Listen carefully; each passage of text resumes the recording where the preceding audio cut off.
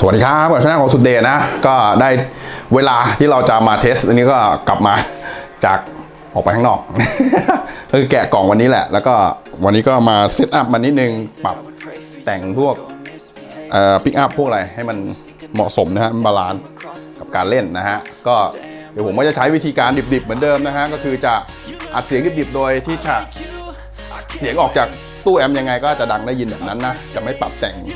คือจะไม่มิกซิ่งในCubase ก็แล้วกันเราจะได้ยินเสียงสดๆของมันว่าเป็นยังไงนะฮะ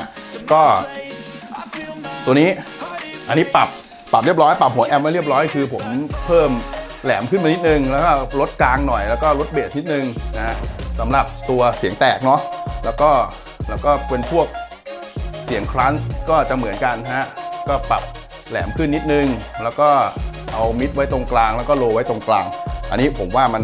น่าจะเหมาะกับมันประมาณนี้สำหรับตัว Pick Up นะฮะก็เดี๋ยวลองฟังเสียงดูก็เป็นเสียงดิบจากตัวตู้ของ EVS นะครับ5150 EL 34 50 วัตต์ก็สดๆไปเลยโดยที่ผมจะไม่ใช้พวก modulation หรือเอฟเฟกต์ใดๆเพิ่มเติมนะฮะก็จะลองได้ยินเสียงจากเสียงคลีนแล้วก็ผมก็จะเปลี่ยนเป็นครันช์แล้วก็เปลี่ยนเสียงแตกเยอะหน่อยนะเดี๋ยวก็จะมีการลดวอลลุ่มกันนิดนึงก็เสียงอาจจะได้ยินนะอีกความแตกต่างดูมาลองดูเลยก็เริ่มจากคลีนกันก่อนเลยฮะเดี๋ยวผมจะเปิดวอลลุ่มสักครึ่งนึงก่อนนะ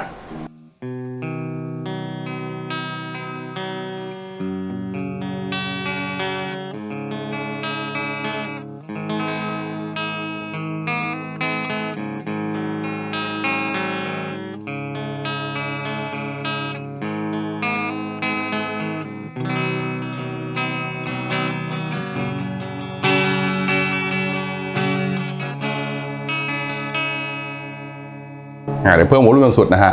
นี่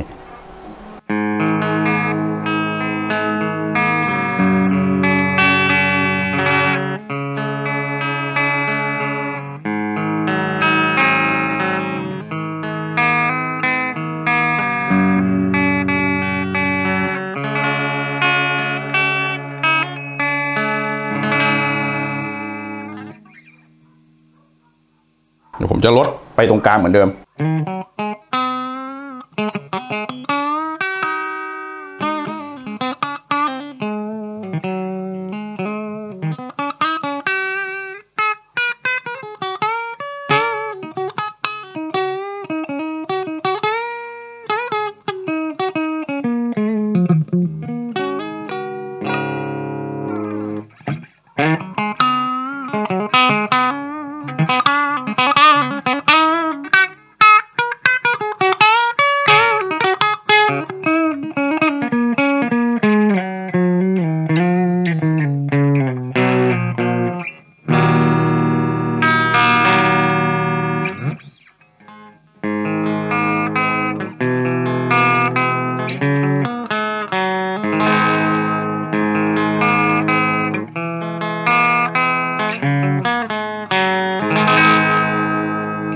โอเคเดี๋ยวเรามาลองฟังเสียงครันช์กันดูบ้างนะฮะเช่นเดิมฮะเอาวอลลุ่มไว้ครึ่งหนึ่งก่อน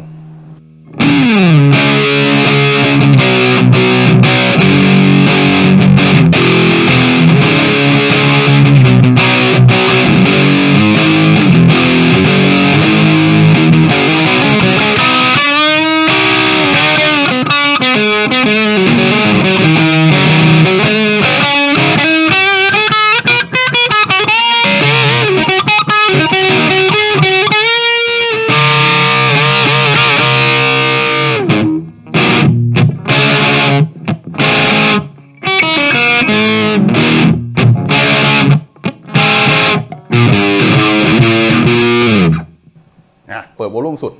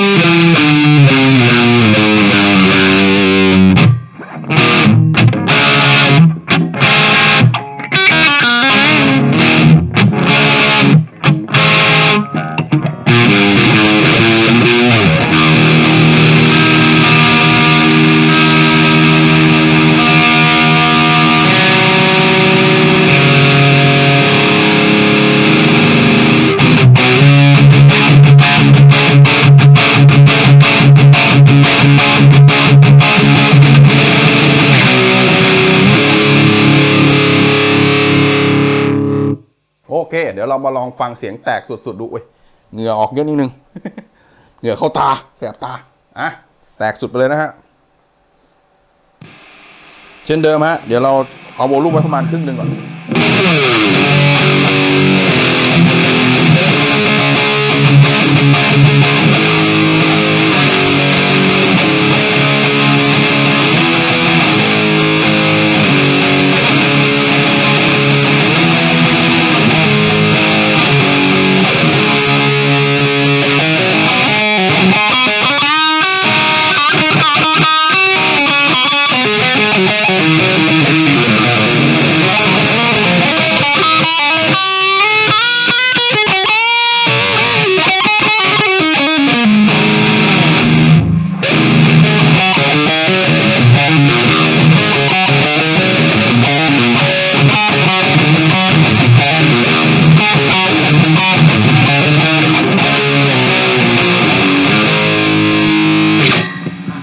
เดี๋ยวเปิดโวลูมสุดไปเลย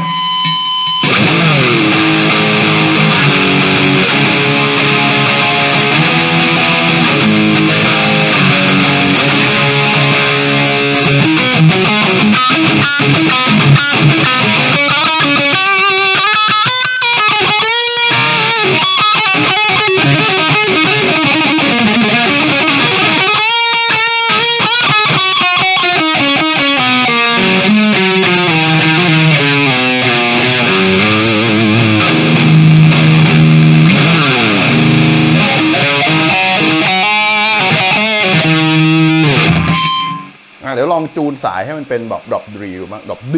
ดรี